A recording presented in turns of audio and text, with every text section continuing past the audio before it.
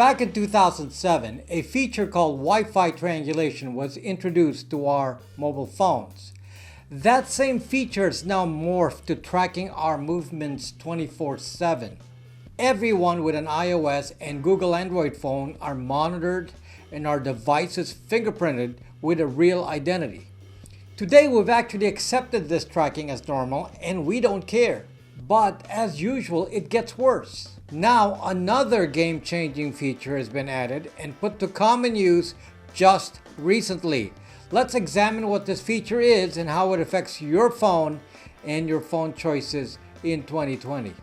If I were you, I wouldn't go rush out to get the latest Android and iOS phone. Time to regroup and think about what a choice of a phone entails. At the end of the video, I will discuss my particular phone choices. Let's get to it.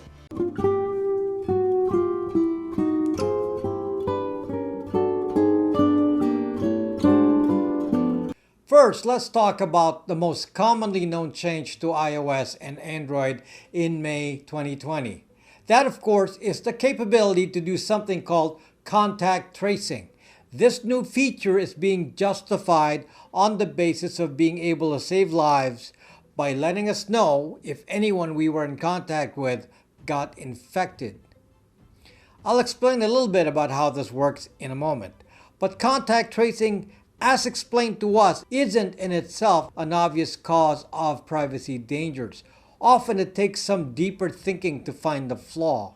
It's a bit of history. In 2007, Google and Apple both introduced a technology that is used to track our locations very precisely, even indoors, and this is called Wi-Fi triangulation. Wi-Fi triangulation was enabled by a feature previously used only by hackers, and this was called Wi-Fi promiscuous mode. This mode was built into all Wi-Fi adapters during that time, and it allowed a device to passively scan the airwaves for Wi-Fi routers and get the device MAC addresses, which is like a unique serial number.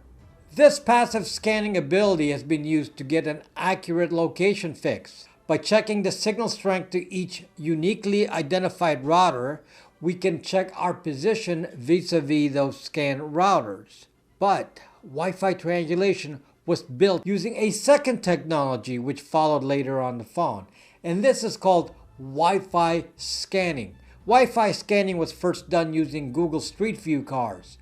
Wi-Fi scanning today is based on the premise that each phone in existence can crowdsource the location of every router by constantly reporting the position of routers based on device GPS readings.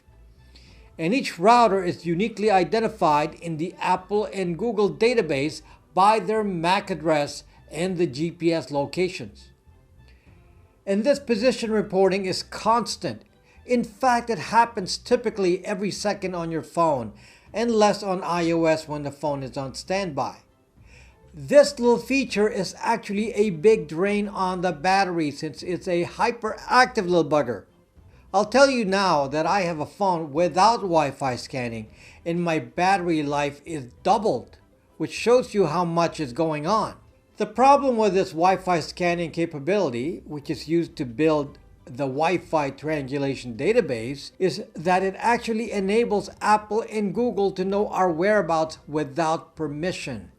This little spy is busy collecting our data and we don't really worry about it too much because it only goes to Apple and Google. Yay! What started out as a benign change to allow tracking of our location even indoors without a GPS now has morphed into 24/7 location tracking. And no one complained. No one. Except for me, of course. So now here we are on the cusp of another technology change. And just like when justifying mass surveillance with the US Patriot Act to protect us against terrorists, this change is being justified on the basis of being able to save lives. Let's talk about this new capability that has been introduced in the new 13.5 version of iOS and the latest Android: contact tracing. Since a lot of people are justifiably skeptical of big tech promising privacy with contact tracing, let's talk about how these companies are actually implementing this and why they think this will be okay for privacy. And the privacy threat isn't obvious. Let me explain. First, you have to opt into this feature. So this is only done by participating phones. In order to track who we've been in contact with, the Bluetooth transmitter on our phones will begin pinging a unique and changing identifier. Supposedly, the identifier will be randomly generated but unique, and then as it is generated, it is kept on your phone. I don't know how often the identifiers are changed, but let's say it's once an hour, and all these are kept on your phone for 2 weeks. Then there would be 336 unique values, and each probably paired to a timestamp. Okay, that's a very small amount of data per phone. Presumably then, older identifiers are deleted and new ones added. Also, identifiers that have no contact with others could be deleted so the number of possible values is much less. Or maybe they could just keep an identifier the same until a contact is made so the number of identifiers could be the number of contacts. In any case, all of these possible approaches will give an identifier that doesn't break privacy. So far. According to what I read, these unique identifiers are kept on your phone and not sent to Apple or Google, at least initially. On the other side of things, each contact phone will also be listening to these Bluetooth signals and will also be storing the received identifiers and storing them with a timestamp for 2 weeks. Again, the idea is to keep only 2 weeks worth and the old data purged. So, from a non-hacker's point of view, this seems private enough. The identifiers themselves are not associated with any fixed identity, and the programming tools for doing the transmitting and receiving the signal, what is known as an API, have been provided by Apple and Google themselves so that data can be easily accessed by some app.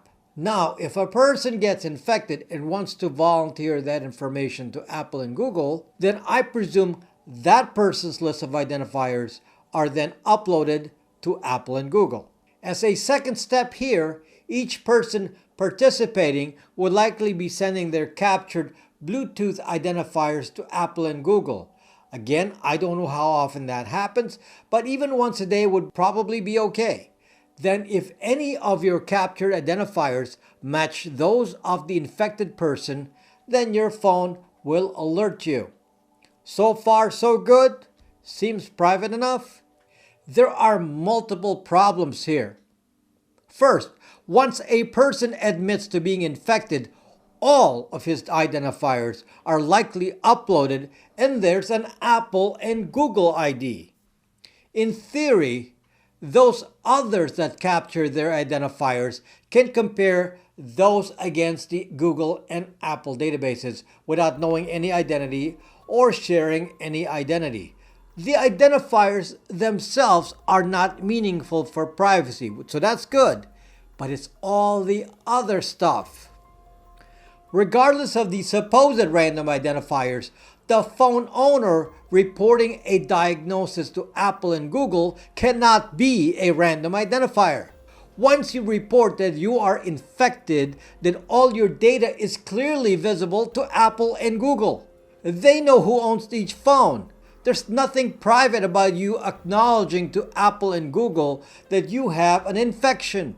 Just the mere act of transmitting those identifiers or acknowledging an infection puts knowledge of a diagnosis in the hands of a new entity, Apple and Google. Now, here's the worst part. Remember that Wi-Fi scanning I mentioned earlier? Apple and Google do not need the random identifiers shared on Bluetooth. That is not relevant to them. They already know who was in contact with whom based on actual locations in their database. All they needed is the information on a diagnosis. So analyze this with me.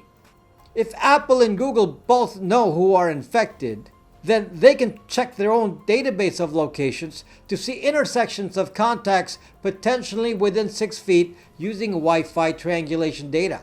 The other part that is really bothersome is that Apple and Google know our exact identities already because of device fingerprinting, which is typically matched to our Google ID, Apple ID, IMSI, IMEI, our corresponding credit card information, and phone number.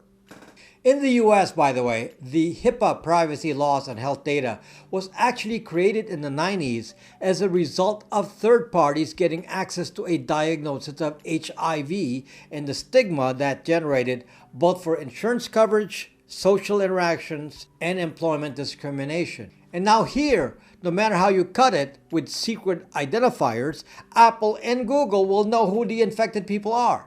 So the Bluetooth thing is merely a cover since our locations, interactions with others, and device fingerprints are already known to them. This is the scary part that we don't realize. It isn't the Bluetooth data itself that generates a privacy breach. A non-hacker thinks of the problem in isolation, but someone like me who knows the big picture can assess the bigger data collection point. We've just handed Apple and Google a new data point they didn't have before, which is a diagnosis, and they already have a massive database on each of us. Now, I will let you in on a secret. If you go to a hospital or doctor's office, whatever your diagnosis is will be sent to a centralized database called an HIE in the US, Health Information Exchange, and to insurance companies. For example, your diagnosis for pneumonia is classified as ICD-10 code J12.89.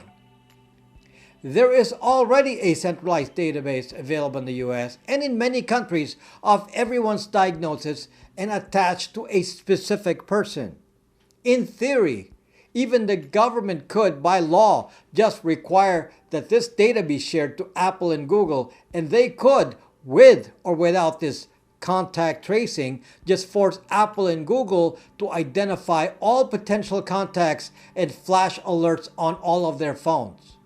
Using the cover of randomized Bluetooth identifiers doesn't change the fact that our privacy has already been lost, and now we are adding a new piece of data, the diagnosis. And it will also not be a secret to Apple and Google who the potential contacts are to the positive infection case, since they will be sent a health alert. So this data net will also include a large number of people who don't even volunteer to join this just from locations. They know our movements, our contacts, and our real identities. A diagnosis and a possible unconfirmed infection could be based on a contact. By the way, there is a dubious value to this kind of automated contact tracing. Bluetooth or even Wi-Fi can't determine if there's a wall. You could be 5 feet apart but on different sides of a wall or glass separation. So there will be a lot of these false positives. And in order for this to be useful, a large percentage of the population has to be using it. I mean, from the voluntary side. But just from this potential of infection data, it can be used to screen other large numbers of people who may have nothing. I can't imagine this being used in the future to deny entry to an event or a border. Whenever data is collected, someone will want to use it. And again, volunteering for contact tracing doesn't include the non-volunteers in the captured data. So whether we like it or not, contacts are in a database. There is no opting out if you have an iOS or Google Android. I'll just wear my mask and stay 6 feet away and keep my data. Thank you. Now, there's a way to evade all this, and I'll mention it at the end of the video. Now, what really bothers me is a part 2 to this technology, and it is about the radio frequency or RF surveillance. In order to enable this Bluetooth contact tracing, our phones will now be doing constant RF emissions. So all participating phones will now be sending and receiving Bluetooth signals. This is fine and good if all the Bluetooth data is read only using the API or program interface created by Apple and Google. But as a hacker, I know that just like Wi-Fi, a Bluetooth will emit a probe request signal. And as part of the network protocol, these devices do emit a unique identifier called a MAC address. And unfortunately, just like with Wi-Fi, anyone with a radio receiver listening into the frequency can capture the transmission frame and then record it without using any Apple or Google provided API. This itself is not new since, of course, our Wi-Fi adapters on iOS and Android already send out an RF emission. It used to be that the emissions on Bluetooth were limited to activating only when in proximity to a paired device or a new pairing. But now we are introducing a new one. We have added new hyperactive RF emissions on our phones that are being generated by these new changes related to contact tracing. This is the new scary part about the changes to our devices. Always think about data collection as a big picture thing combining multiple elements. For example, what if Bluetooth transmissions are captured together with Wi-Fi probes? The Wi-Fi probes are openly setting MAC addresses. Let me backtrack to Wi-Fi probes for a moment if you don't know what this is. As part of the Wi-Fi scanning feature I mentioned earlier, your Wi-Fi adapters are also programmed to transmit an announcement every second that says, "I'm looking for access point home Wi-Fi and my MAC address is X." This is already a dangerous piece of data, since even today, you could collect these probe requests at key points like entrances to buildings. This can be used to identify unique devices. For example, I could track all the Wi-Fi MAC addresses of all phones entering a building. And now I can track Bluetooth MAC addresses as well, since that's likely part of the RF emission. In fact, someone could even track who's participating to contact tracing and who's not, since those participating would have both Wi-Fi and Bluetooth probes. Again, never think of these data points in isolation. What if in addition to tracking RF emissions on our phones, it's combined with facial recognition via a camera tracking who's entering a building? Now the MAC address is attached to an identity. What if you're asked to sign up at an information desk, as is typical of any commercial building? Now there's a new data set, MAC address, photo, and identification. Think about being at a Walmart. They could then combine all the information as you check out at the cashier with your purchases. Information captured in instances like this can be shared and sold, and now that creates a new index of identities based on these RF emissions. The new potential danger to our privacy is our RF emissions. We can be identified clearly by RF emissions. Just to illustrate this in a more basic way for those who are not too techy, let's say you set up a Wi-Fi router at your house and you call it Johnson because that's your last name. So in theory, unknown people walking by your house and checking Wi-Fi router SSIDs on their phone will know that the Johnsons live here. I see that in my own neighborhood. I can tell who owns which Wi-Fi. That's an example of an RF emission that we are not thinking about. Our phones emit these transmissions as well as listen to them, and by design, these emissions are not encrypted. Hackers are aware of RF emissions and particularly Wi-Fi probes. This is something that is easily scanned even using the network analysis tool Wireshark. We have just opened up a new attack surface with Bluetooth and its new hyperactive behavior. Can we say no to all of these features? Fortunately, if you care about privacy, I've been researching solutions and I've come to the conclusion that a few devices are safe from these tracking risks. I have other videos related to these if you haven't seen them. It is my preference to choose a phone with no Wi-Fi scanning, no device fingerprint, and no contact tracing software. And let me explain these choices. First, there's Wi-Fi scanning, which I mentioned earlier is how our locations are tracked 24/7 by Apple and Google. This, fortunately, is not active on Android AOSP phones with no Google apps or GApps. It is also not going to exist on Linux phones, whether it be a new Pine phone, Librem 5, or an Ubuntu Touch running on a Nexus 5. It will not exist on old BlackBerries of any sort, including those running Android variants. Any non-smart feature phone would also work fine. By the way, there is no solution to Apple iOS phones. And also, you cannot remove these features from an existing Google Android. You have to flash it with a new ROM if it is available. And it is not available on all Android phones, especially not new ones. Second, aside from the Wi-Fi scanning, Apple and Google use device fingerprinting to have a real identity. Fortunately, the Google Android phones and Linux phones do not emit a device fingerprint. Some other phones may emit a device fingerprint. For example, I'm unsure about KaiOS, which is now owned by Google. I don't have a KaiOS phone to test, but I would be worried about that. Third, except for iOS 13.5 and the latest May update from Google, other OSs will not have a contact tracing capability, or whatever they do to put Bluetooth in its hyperactive state. So if you have these phones, I'd delay updating the OS as long as I can. But likely Apple and Google will force you at some point. Clearly, the solution is to rethink what phones you have and bring outside of your home. My iPhone is already compromised, so it has no SIM card and doesn't leave my house. I only use phones that have no Wi-Fi scanning, no device fingerprinting, and no contact tracing. In a way, it's a bit too late. Apple and Google have already succeeded in eliminating our privacy, but at least we can fight back by changing our phone choices. And maybe even using a computer more than a phone.